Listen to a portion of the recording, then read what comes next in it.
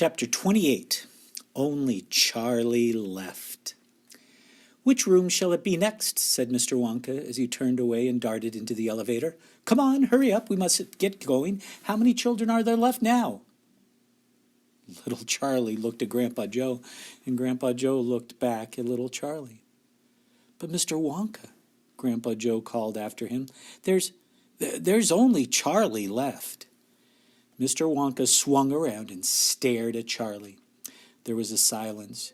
Charlie stood there holding tightly onto Grandpa Joe's hand. "You mean you're the only one left?" Mr. Wonka said, pretending to be surprised. "Why, yes," whispered Charlie. "Yes." Mr. Wonka suddenly exploded with excitement. "But my dear boy," he cried out, "that means you've won!" He rushed out of the elevator and started shaking Charlie's hand so furiously, hip hip hooray, it nearly came off. "Oh, I do congratulate you," he cried. "I really do. I'm absolutely delighted. It couldn't be better. How wonderful this is. I had a hunch, right from the beginning that it was going to be you. Well done, Charlie. Well done. This is terrific. Now the fun is really going to start. But we mustn't dilly. We mustn't dally. There's even less time to lose now than there was before. We have an enormous number of things to do. Hip hip hooray, before the day is out. Just think of the arrangements that have to be made and the people we have to fetch. And luckily for us, we have the great glass elevator to speed things up. Jump in, my dear Charlie, jump in. You too, Grandpa Joe, sir. No, after you. That's the way. Now then, this time I shall choose the button we are going to press." Mr. Wonka's bright twinkling blue eyes rested for a moment on Charlie's face. Something crazy is going to happen now, Charlie thought.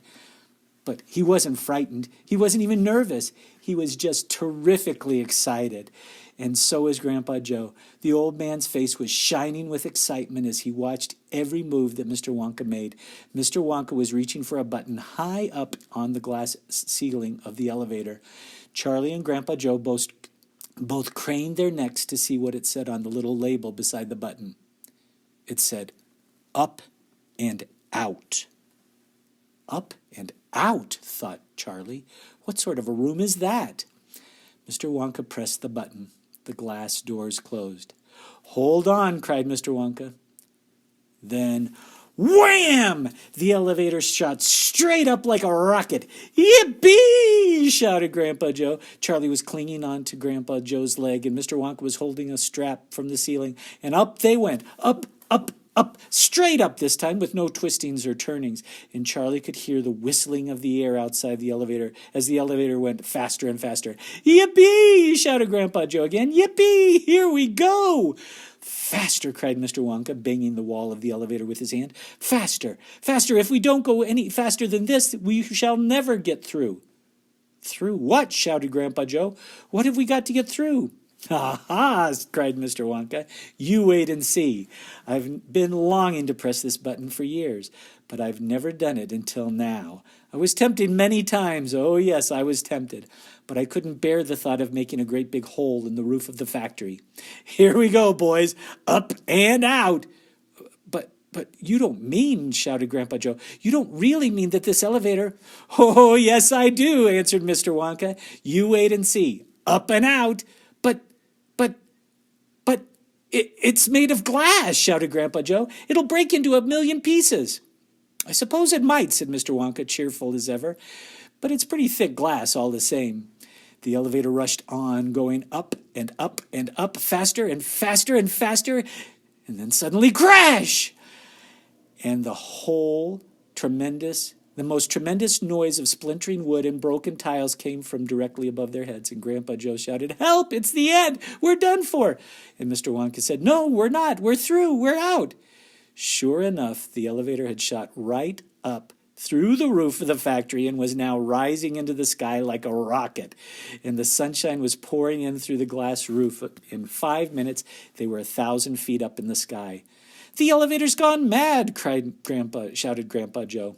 "Have no fear, my dear sir," said Mr. Wonka calmly, and he pressed another button. The elevator stopped. It stopped and hung in mid-air, hovering like a helicopter, hovering over the factory and over the very town itself, which lay spread out before them like a picture postcard. Looking down through the glass floor on which he was standing, Charlie could see the small, faraway houses and streets and the snow that lay thickly over everything. It was an eerie and frightening feeling to be standing on clear glass high up in the sky. It made you feel that you weren't standing on anything at all. "Are we all right?" cried Grandpa Joe. "How does this thing stay up?" "Candy power," said Mr. Wonka. 1,000,000 candy power. "Oh, look," he cried, pointing down. "There go the other children. They're returning home." Chapter 29. The other children go home. "We must go down and take a look at our little friends before we do anything else," said Mr. Wonka. He pressed a different button, and the elevator dropped lower, and soon it was hovering just above the entrance gates to the factory. Looking down now, Charlie could see the children and their parents standing in a little group just inside the gates. "I can only see 3, he said. "Who's missing?" "I expect it's Mike TV, Mr. Wonka said, "but he'll be coming along soon. Do you see the trucks?" Mr. Wonka pointed to a line of gigantic covered vans parked in a line nearby. "Yes," Charlie said. "What are they for?" "Don't you remember what it said on the golden tickets? Every child goes home with a lifetime supply of candy. There's 1 truckload for each of them, loaded to the brim." "Aha," Mr. Wonka went on. "There goes our friend Augustus Gloop. Do you see him? He's getting into the first truck with his mother and father." "You mean he's really all right?" asked Charlie, astonished. "Hip, hip, hooray." "Even after going up that awful pipe?" "He's very much all right," said Mr. Wonka. "He's changed," said Grandpa Joe, peering down through the glass wall of the elevator. "He used to be fat. Now he's as thin as a straw." "Of course he's changed," said Mr. Wonka, laughing. "He got squeezed in the pipe, don't you remember? And look, there goes Miss Violet Beauregard, the great gum chewer. It seems as though they managed to de-juice her after all. I'm so glad. And how healthy she looks, much better than before." "But she's purple in the face," cried Grandpa Joe. "So she is," said Mr. Wonka. "Ah, well, there's nothing we can do about that." "Good gracious," cried Charlie. "Look at poor Veruca Salt, and Mr. Salt, and Mrs. Salt. They're simply covered with garbage."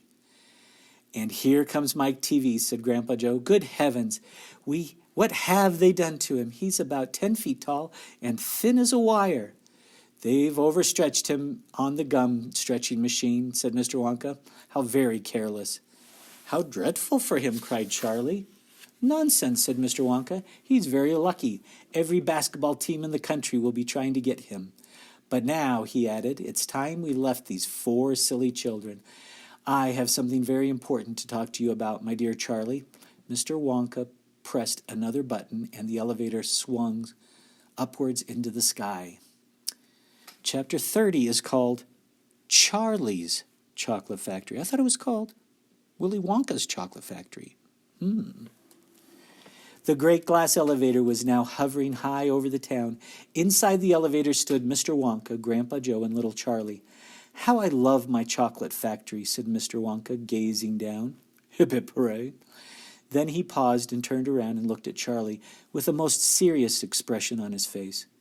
"Do you love it too, Charlie?" he asked.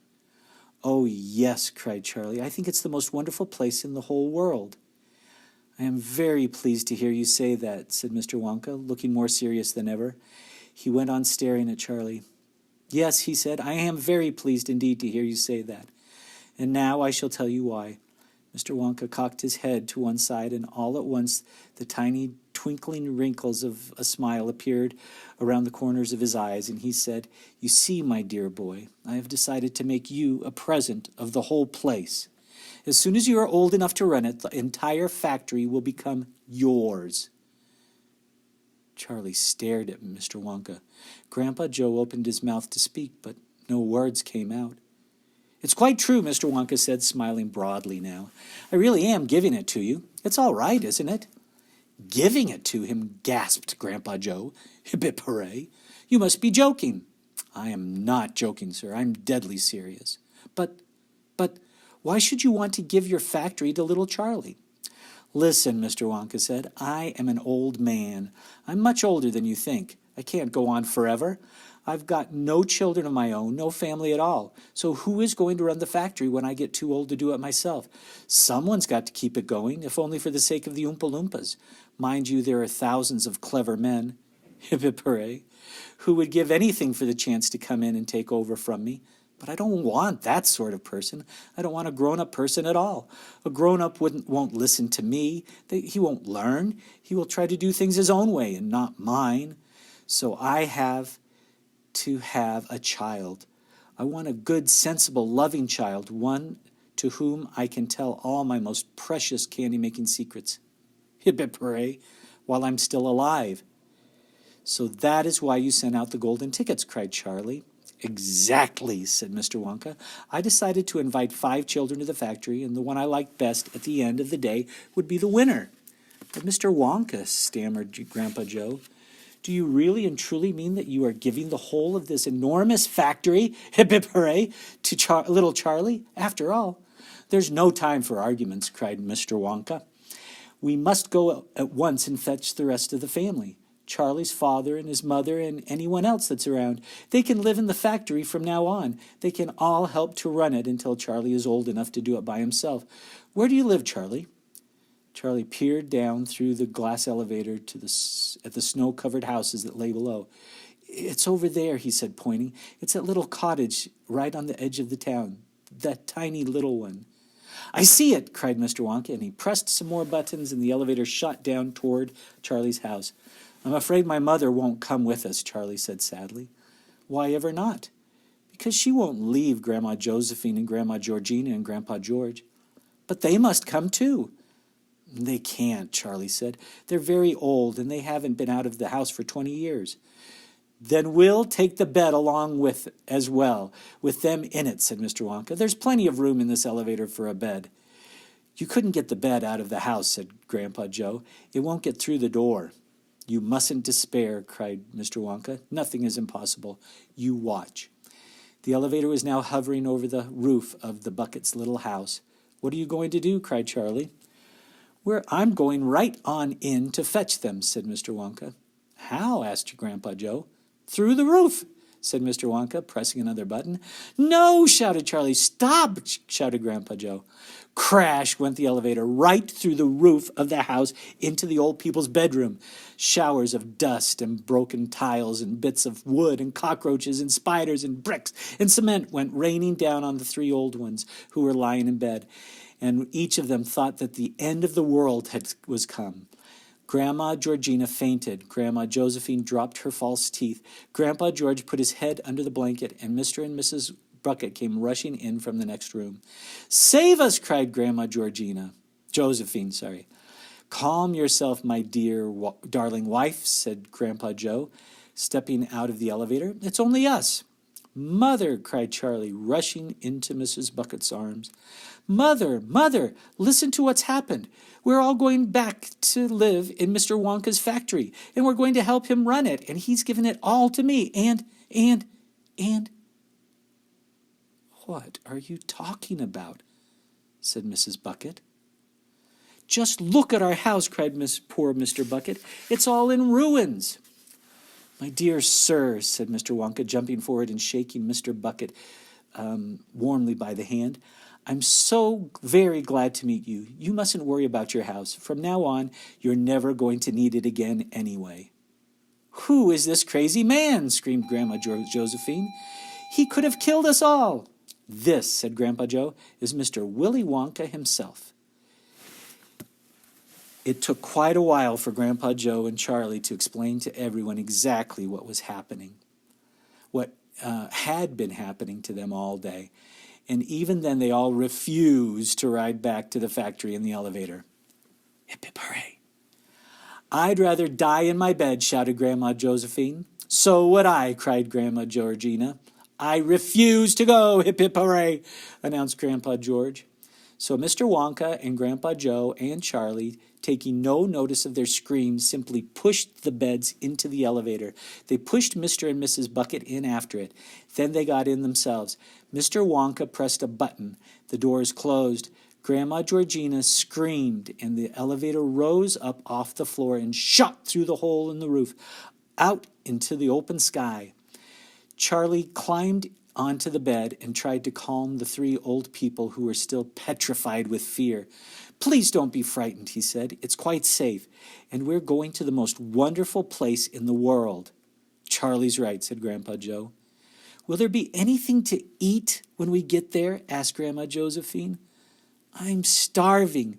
The whole family is starving." "Anything to eat!" cried Charlie, laughing. "Oh, you just wait and see." And that is the end of Charlie and the Chocolate Factory.